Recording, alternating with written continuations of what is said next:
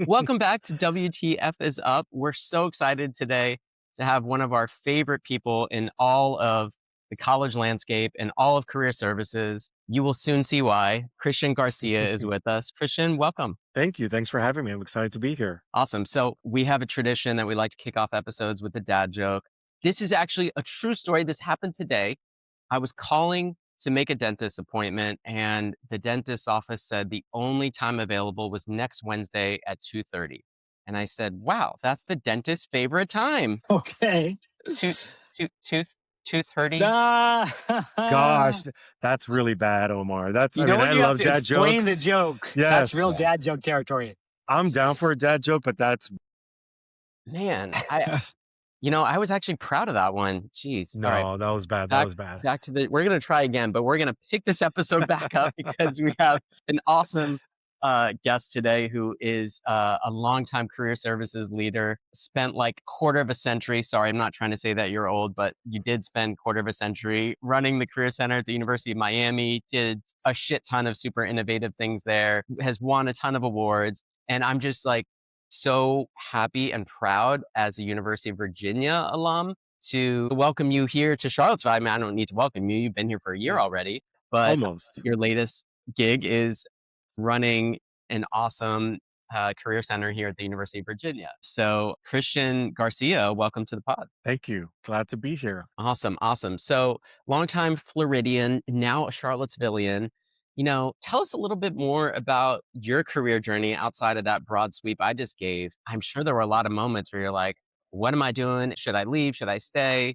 And just bring us inside a little bit of those inflection points on your own career as you've Yeah. helped so many people start there. Yeah. Well, I'm going to go all the way back to sixth grade, but I promise I'm not going to belabor the point. But I think it's a Love it. good By the way, kind sixth grade when I peaked. Sixth grade was of. the peak of my life. I won the That's science great. fair. Yeah, it was the best. Amazing. Anyway, take us back to So, your sixth grade. so I was in sixth grade and I decided, I wanted to be a reporter, like a television news reporter. And my hero was Tom Brokaw, which is kind of weird for like a sixth grader. And then I met a really good friend of mine, Diane Fernandez, who I found out same grade. She had the same interests. I'm like, oh my gosh, I'm not the only one, right? So then fast forward junior high, I'm in school newspaper. She's in yearbook. I become editor of the newspaper. So we go to the same elementary school, same junior high. We go to the same high school where I'm involved in the yearbook. She's running the magazine. And then we both go to Florida International University. And so here I had my buddy, right? And so I was really excited. This was my dream. And, I started my, college career. And then here I am in my junior year and I start feeling kind of like, oh, I don't know if this is for me. But, as a first generation college student who's figuring it out, and you don't ask for help, you don't admit things, I just had a lot of, inner turmoil about it. And I also felt like a sense of like, I was afraid of letting her down, utterly enough. And, I felt that, I would let down my family, even though they were so supportive and all that. And then there was a class that, we had to take as part of this major. And this professor was really tough. And he would start the class off, every class with pop quiz. And the pop quiz was always about current events, but happening in the farthest reaches of the world, parts of the world that I had never heard of, right? And so typically everybody did badly. But this one day, every single person bombed it. And this man has lost his goddamn mind. Like he starts yelling. I mean, veins, popping out of his neck and, his head. And he's like, you all think this is a joke. You think that this is all like, cameras and fun and like whatever. He's like, this is hard work. Journalism is hard work. It's about knowing the world. It's about what's happening in the world. And this is not, easy work. He's like, and so if, for those of you who think that this is easy, this is not the career for you. If you think that if you're having any doubt, I would suggest you really rethink this career because it's not for the faint of heart. And in that moment, as much as a jerk as he was being, he gave me that permission to say, this is not it. So I go, I was working on campus. I worked in the student activities office and I remember walking into the director's office and I was having like this crisis of like, what am I going to do? Not to mention it's junior year. Who changes their major in junior year? And I was like, Larry, I don't know what I'm going to do. Like, I can't imagine doing this major. Like, I don't want to do it. It's not fitting for me, but that's my junior year. And so, he's talking to me, and as he's talking, I'm looking at, his office, like, these awards and all the pictures, throughout his career in student affairs and higher education. And I was like, Larry, how is it that you do what you do? And he introduced me to this world of higher education administration. I'm like, oh, you can actually get paid for this. And there's actually like a whole field of study, student development, and, what it means, how students start and how they end, there's development there. Right. And so all the pieces kind of fell into place. I'm like, this is what I'm meant to do. So I had to like really pivot quickly. So not only change my major, I was like, okay, let me pick something that I think will set me up for a master's degree in higher education administration. Yes, that's an actual thing. And so I figured psychology, so not only do I have to switch, now I have to take like 21 credits, 23 credits with the last few semesters I'm there on top of working. And on top of now I have to start looking into grad programs. So I share all that to say, like, this lesson in pivoting and giving yourself grace and like, listening to yourself and to others who sometimes are screaming at you.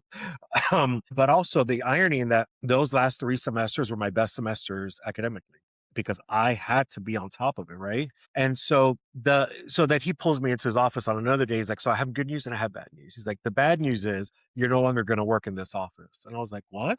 I mean, I had worked there for 3 years. I come to love this office and these people who were my mentors. He said, but the good news is I talked to the vice president for student affairs and you're going to work in his office for your last year to give you insight into this field. Right. And then he's agreed to set you up on a series of mini internships to expose you to all the different areas of higher education and student affairs. And I was like, wow, and at the moment I didn't realize like how amazing that is. Like, who does that? Who gets that, those opportunities? So I work and it wasn't as fun as student activities, but whatever. So they set me up on these internships. And so it was admissions, the judicial affairs, counseling center, and the career center. And which one do you think was the worst one? Definitely the career center. And which is crazy, right? Because every time I would show up, I had to introduce myself. Hi, I'm Christian. I'm here for my internship. And everybody's like, oh, hold on. I don't know. Like, no one knew. Like, and so they had me do nothing, and I'm like, can I like mail something? Can I do some filing? This is, mid-90s. And it was like that every single time. So I didn't feel like I belonged. I didn't get insight into that career. So that's now my lens of career services. And I said, I will never do career services. Right. And so as I started applying for grad programs, I get into, I'm going to brag, I get into all 5, which is a miracle because my GRE was trash. But anyway, I end up at Florida State and my assistantship was in youth student orientation. And I was an orientation leader at FIU and, all that. And it was an amazing experience. I got to run this entire orientation program.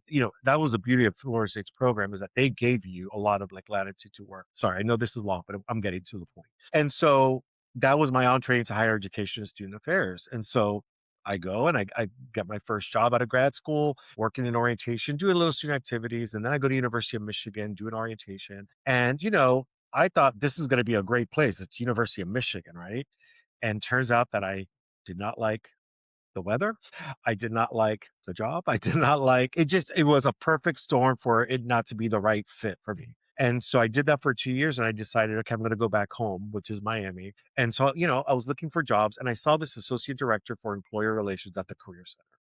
And I didn't have much choice. There weren't a lot of opportunities at that moment in time. And so I'm like, I'll just do this for a year just to like get my bearings and then figure out. And I really don't want to like go back to Miami full time, like be there for the rest, for any foreseeable future. And then how life is, I start there and I realize, oh my God, this is my place. Everything fell into place. And what was missing in youth student orientation which is great. You welcome the students, but then they go off and you don't really see the outcomes, right? Whereas in career services, students come in, whether they're clueless or like me, they make a career change, all the different things, you get to see the fruit of your labor, which is really, really rewarding. And so what was supposed to be something temporary turned into a 24-year career at the University of Miami. And I ascended obviously, in terms of leading the office, and it was an amazing ride. And the beauty of it is that I didn't know what I was doing. The whole office, we were all non-career center people. And so it created this entrepreneurial kind of like spirit. Like we just had to figure it out. There was no playbook. And I think that ended up being one of our strengths, that we just figured it out. And yeah, it was amazing. And then I decided like 2 years ago, I was like, maybe it's time, it's just kind of seeing what else is out there, and really, kind of being drawn to like going back to a public institution of which I'm a product of. And, obviously UVA, one of the best, public schools, one of the best schools in the country. I couldn't pass it up. And here I am. Wow. It's So amazing. It's amazing. It's an inspired journey, and what comparatively, what a gift to like have some level of clarity that has actually been true as a 2021-year-old. And yeah, you had to try on a few different shirts, but you found one that really fit, yeah. and I mean, that's I beautiful. wish, yeah, and I wish I could remember that man's name, because I wouldn't know him from a hole in the wall. But I mean, I would thank him, meaning that professor, right? As much of it, like I said, he was not the nicest, but I would totally thank him now, because I needed that. If I wouldn't, if I would not have had that, I probably would have just gone through it, like just because what am I going to do, right?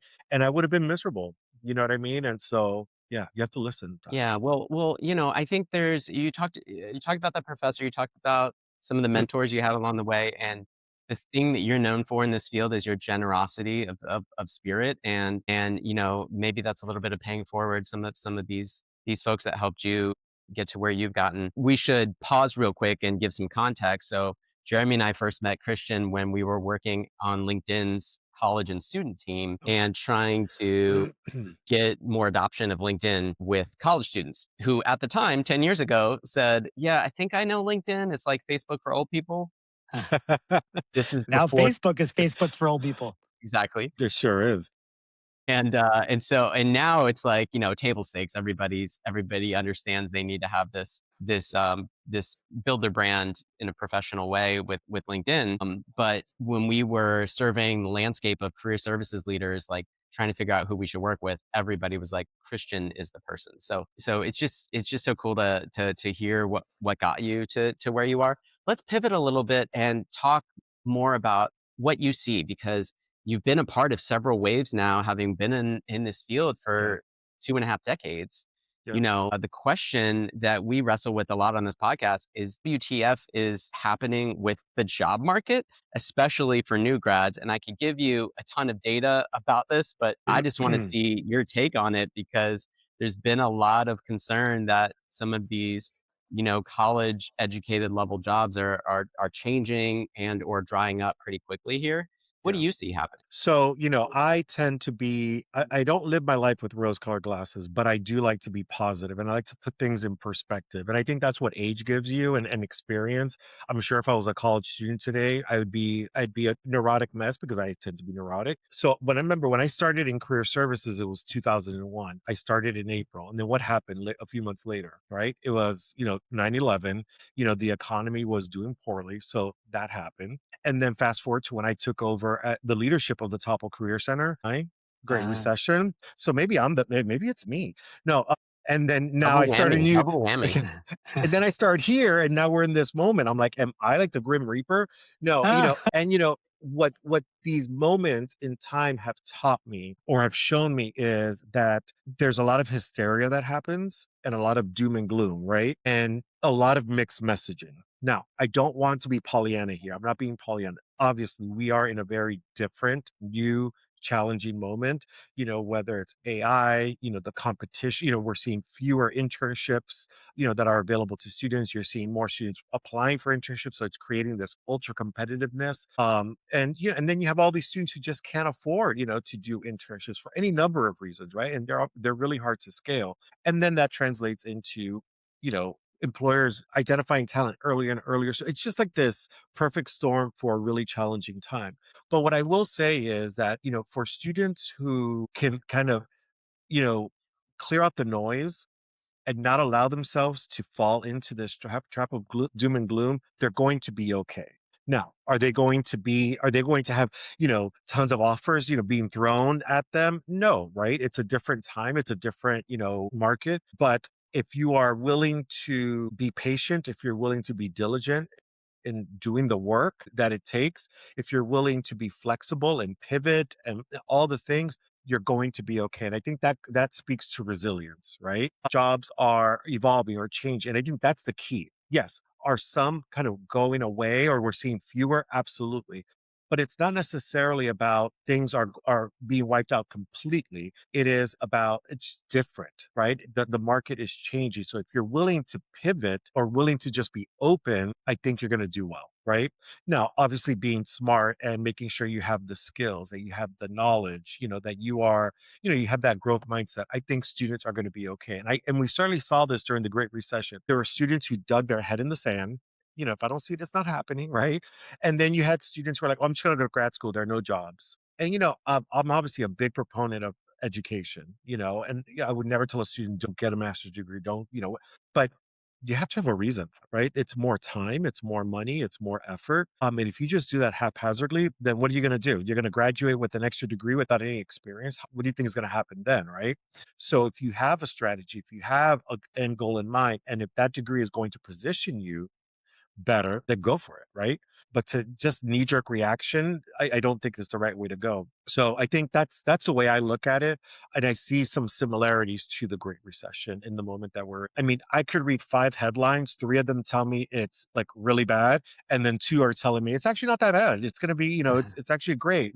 And so if me who's in this business will take the time, I will take the time to read beyond the clickbait, right? Students are not going to do that. Parents are not going to do that. They're going to just see the doom and gloom. And then it's like, oh my God, it's really bad. What are you going to do for us? That kind of a So just to follow up on that, Christian, if there's a student out there listening to this today and they heard your story about kind of discovering this career path that you didn't even know existed, and now they're in this new moment of chaos when things are unclear about the future, what advice would you give them? Like, how do they find that North Star, that path that you found yeah, amidst all the chaos? that's a great Yeah, question. I it's mean, great to yeah, be patient and pivot, but you only graduate from college and enter the real world once, right? right. And so Yeah. that, yeah, give Yeah. us the wisdom of your journey. Yeah. I mean, I would love to say I had this whole strategy when I was a college student. I had it all together. No, none of us did, right? None of us do. Of course, of course. But I was very lucky that I had these mentors who took me under their wing, listened to me, they challenged me, they held me accountable, they asked questions, all the things, right? I didn't ask for that. Again, I didn't know to seek that out. So I was lucky. So for anyone listening to this who hears this, go out and ask, find those mentors, right? And it doesn't have to be go up to someone like, I need you to be my mentor. No, it's never been easier than in this moment in time to connect with people, UVA alums or wherever you school you go to, your classmates, anybody in your life that can be a sounding board. It doesn't have to always be a professor, although professors are great, can be great mentors. And ask the questions that you're afraid to ask because it is so easy to ask right now. The risk is so low, right? And the beauty of being a college student is that people genuinely want to help. They want to help, especially they've been to college, they've been in your shoes. And so to answer your question is that to ask, what do you recommend? What are your thoughts? You know what I mean? Talk to someone in a different field that maybe is a little bit of, interesting to you. Go to your career center and maybe take an assessment and see what are some other potential career paths based on your skills, your abilities, your interests, because it may highlight something that you just would never have thought of. What's interesting is when I take those assessments now, it never fails. Career counselor is in there. And I never did it as an undergrad because, whatever. But if I would have seen it as an undergrad, who knew, right? Who knows, right? But I think it's kind of utilizing all the people and the things that at your disposal to help you make better decisions. And what I mean by pivot, you're right, Omar. It's a moment in time in terms of graduation, but the more you can start doing this early on, the better. So whether it is a great economy or we're dealing with an impending recession or any number of things, right? The sooner you start doing this, the more you practice asking for help, reaching out to people, the better. You're going to make better decisions. You're going to be better equipped. You're going to start, collecting different experiences and skills that will make you more recession proof or future proof, if you will. Yeah, that's exactly where I was going to go is the skills. And you're talking about Yeah. some durable ones that are going to Yeah. hold up in AI and whatever future waves of technology happen and economic Yeah. disruptions, which is people-centered skills, the ability to go for it and make the ask of of people, to be curious, to be hungry, to learn, to be flexible, to be adaptable. Any other skills you think are really important for career starters right now? And I'm also curious about AI. Do you see that as a skill? Yeah, no, I do. But the more important skill is what you do with it, right? Because I can go and I can get a certification or training on AI and all that.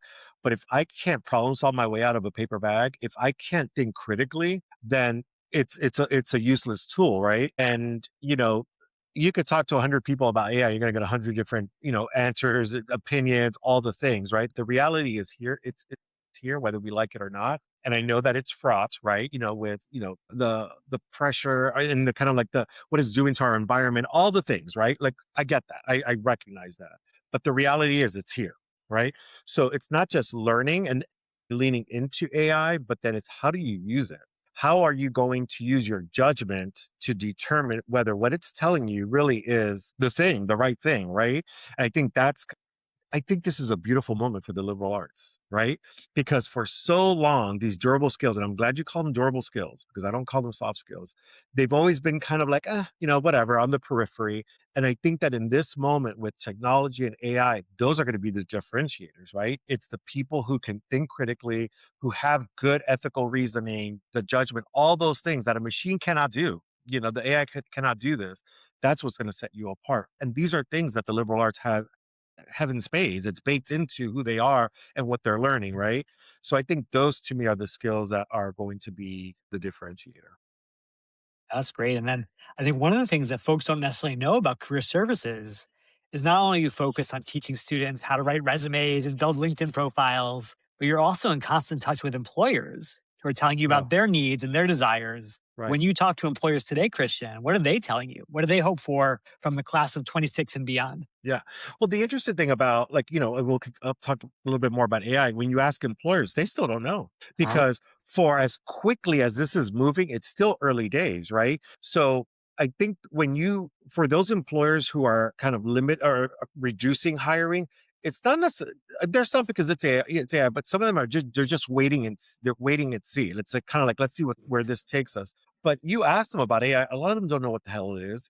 They're not like, it runs the gamut in terms of like even companies and how they're, kind of leaning into it. So I think there's a lot of unknowns for now. But I think that, what employers do want is, students, graduates who could communicate. I think that's a big one. And we've been talking about career readiness as a profession for over 10 years now, right? And this gap between how students see themselves with these kinds of durable career readiness skills and how where employers see them.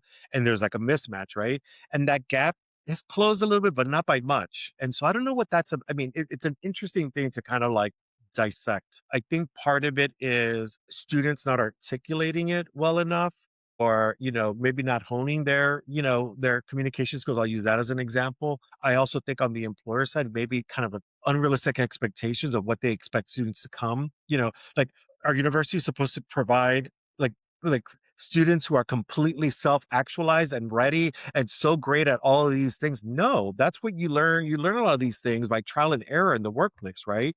You send that cringy email and you're like, oh my god, and you learn from that, right? So we're here to support to help develop that foundation for sure, and to help with these skills. But that learning doesn't just end the minute they walk off the campus. It's not realistic. So I think it's an interesting, kind of dynamic there. But yeah, communication skills for sure. Students, graduates who can solve problems and do that independently. Which, I think this generation gets a bad rap. And I refuse to be one of these people that says, oh, this generation, it's the same script, different cast, right? The boomers said it about my generation said it about the millennials. And it's this constant kind of like thing. It's the way we are, right? As people, I do think in terms of communication, with technology and people being behind their computer, I could see that affecting communication. And then you add to that the COVID years and students not having those kind of interactions that maybe prevented them from learning some of these communication skills. But again, I would argue that college is still the place that prepare students for that. Perfect segue to our last meaty topic for today, which is just let's talk a little bit more about the enduring value of college. We both work in colleges. We love college. Jeremy works with a lot of colleges. Jeremy used to work out of college, but I'm sure you've seen the chart that has been going around that has shown that early college grads are making the same as high school grads now.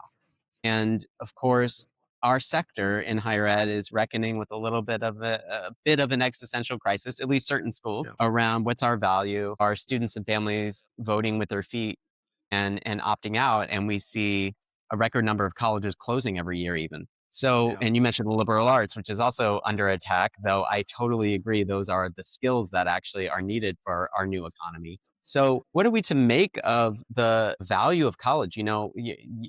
You're a first generation student. College for me also changed my entire life and trajectory, opened up every door that I've ever walked through. And I will always feel indebted to that. But this fundamental promise of social mobility, of your ticket to the middle class, you see probably more questions about that than we've ever seen in several generations in this country. So, Yeah. is that, I know you're going to be our rosy optimist here. So tell us why college is still worth it. Well, obviously the three of us are biased. We are in this world, or now, Jeremy is adjacent. I wouldn't do this work if I didn't believe in it. You know what I mean? Like I couldn't stomach it, right? And now, do I believe that higher education can sometimes be its own worst enemy, and it's kind of like, been slow to respond? Absolutely. Listen, we have to be honest, right? And then on top of that, you add the rising cost of higher education. So I get it. You know what I mean? Remember, I just came from a school that's charging over $90,000 a year. Yes, it's a huge investment. I think when the investment is not that high, it's easier to have the conversations about, like, education for the greater good. And I do believe in that, and developing citizens and, good community members. I do believe in that the foundational nature of higher education. But then it's 2026, and where the rubber meets the road, it's like, yeah, what's the return on investment? So I understand that. But I believe that, like, that we're making an assumption that every single student is motivated by money. And we know that's not the case. I can't tell you how many students that I meet that this is not by far what are their motivators. Now, I don't want them to go hungry. But they're going to be okay. You know what I mean? And so you're comparing them with high school graduates. I think it's more long term than that. I think the data is pretty clear that, when you look at the long term, the totality of a career, those who have 4-year degrees will dwarf those who do not. That doesn't mean that you cannot be successful without a bachelor's degree. There are many, many people. My sister didn't graduate from college. She is extremely successful, right? But I think that there's still a value in higher education. Yes, social mobility. Yes, making money, but it's more than that, right? It's about being a good citizen. I know that that's a tough sell for a lot of people because they see it as kind of like fluffy and all that stuff. But I think it's the long game. And we spent too much time focusing on this first job. You know what I mean? And, my first job out of grad school, because I went straight through, I love that job. Don't get me wrong. But when I think about my career, did it define my career? Absolutely not. Right. It was one path, one part of the bigger journey. And I stayed at a place for 24 years. That's not going to happen with this generation. Right. I had this piece of artwork in my office that I love. It says, careers are not ladders, careers are jungle gyms. And I believe that truly, because you're going to have these students or these graduates who are going to do something here, and then they're going to do this, maybe start a company, maybe come back into, the private sector or not, or what. And that's just the way it is. Right. And so who's to say that that's wrong? Who's to say that, not making $80,000 when you first come out is not successful? You know what I mean? So I think that it's these broad strokes is what I have a problem with. Well, now to hold higher education accountable. Do I think that it is slow to adapt? 1000%. Do I think that they're reticent to listen to the market, to listen to employers, to bring employers in to advise on curriculum? There are universities that are doing this, right? But they tend to be the for-profit universities, online universities, the ASUs of the world, right? But when you look at a traditional higher education institution, they tend to be very opposed to that. And so we still have faculty members who are, that is taboo. And I think that it's not about vocationalizing the curriculum, no, but it's about listening to what the market is saying in terms of what students need to learn. It's already out there. It's 4 years. That's how much of a lag, so what you're learning here is already outdated within 2 years. So I just think that we could do a better job, in that. And I think that's where we're our own worst enemy sometimes. Yeah, and going along with that, I think one of the things that's tough for most of these universities we're talking about, whether it's UVA or University of Michigan, is that they're just so old. Like, how many companies are left in America that were founded 200, 300 years ago? And there's a lot Yeah. of baggage that comes with that.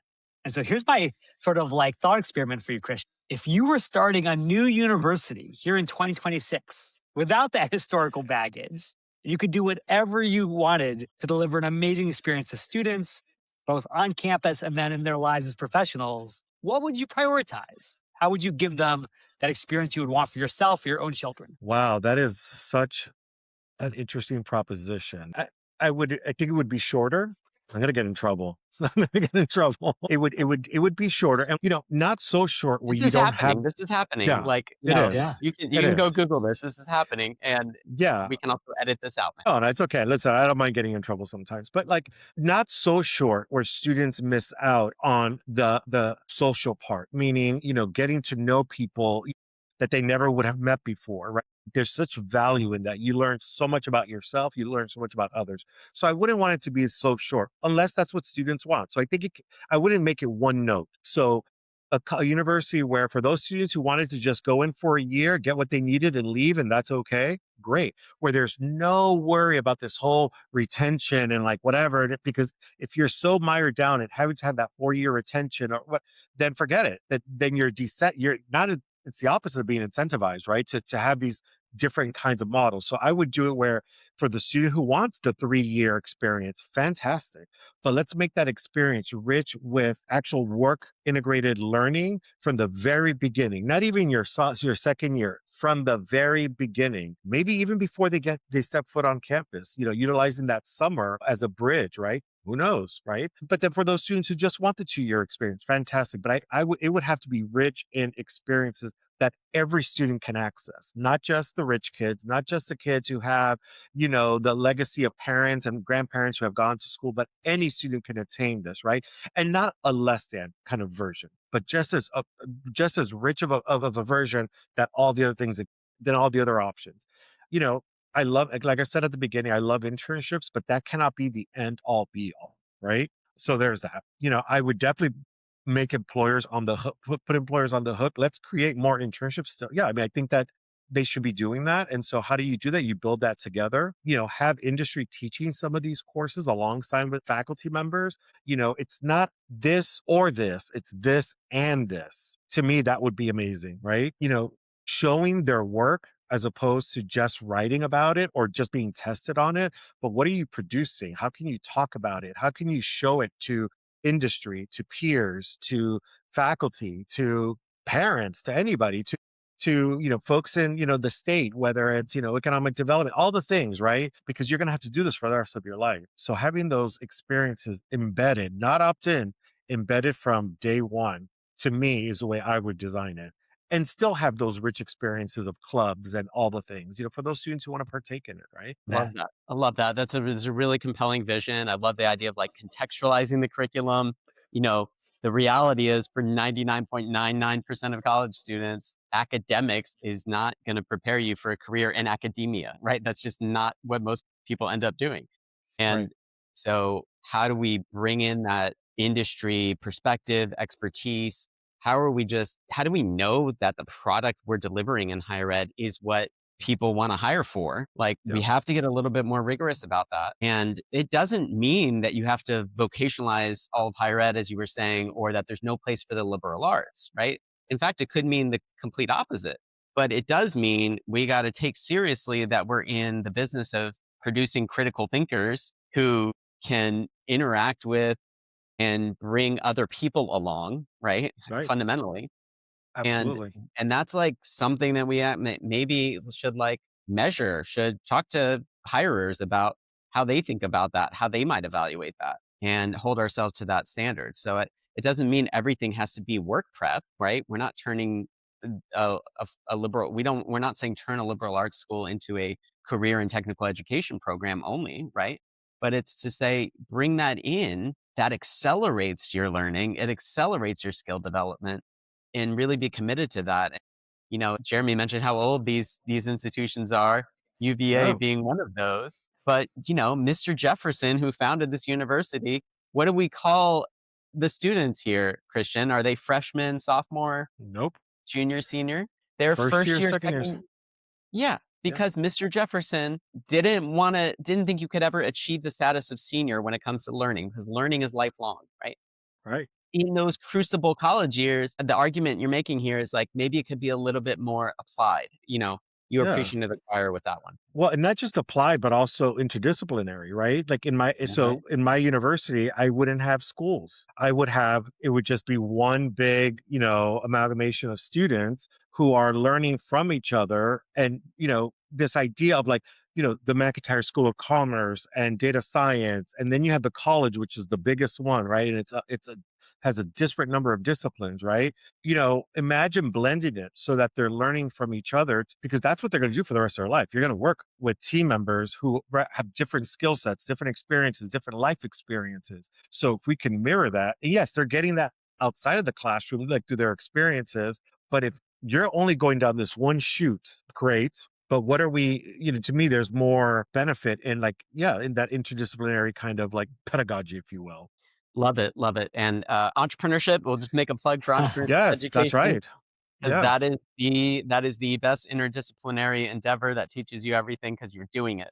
And it's a great Yeah. complement to the more academic learning. And Christian, even I and love even that. if you never do it, if you never do entrepreneurship, that's fine. But what you're learning that you can apply to any part of your life, there's benefit in that. So that's my And it last. gives you career currency too. Like people Yeah. think, oh, if I do a startup, that's it. I didn't build an experience at a company or something. It's like, no, that makes you more hireable because what does it show? Scrap, hunger, stick to itiveness, Grit. figure it out, Grit. Yep. grit, networking, like fluency in every function of a business. All right. Well, that's a compelling vision. So when are applications going to be open for Garcia University?